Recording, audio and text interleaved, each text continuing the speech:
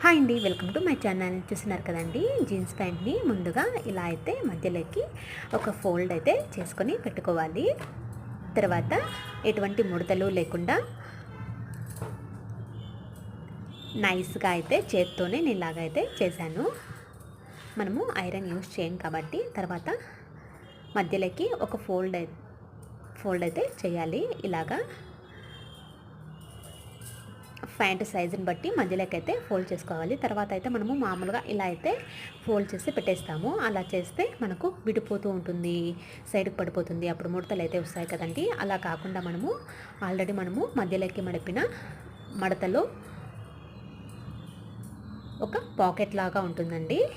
ఇక్కడ నేను చూపిస్తున్న విధంగా లోపలికి ఇటు సైడ్ కార్నర్ని లోపలికి పెట్టేసామంటే మనము ఎలా ఫోల్డ్ చేసామో అలానే ఎన్ని రోజులైనా కానీ క్లియర్గా ఇలానే ఉంటుంది, ఎటువంటి ముడతలు ఉండవు.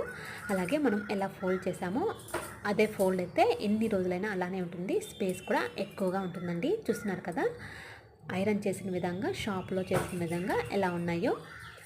నేనైతే ఎప్పుడు మా హస్బెండ్ జీన్స్ ప్యాంట్లన్నీ కూడా ఇలాగే పెట్టుకుంటాను, మడత పెట్టుకుంటాను.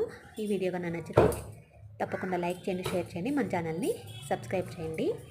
Thank you for watching.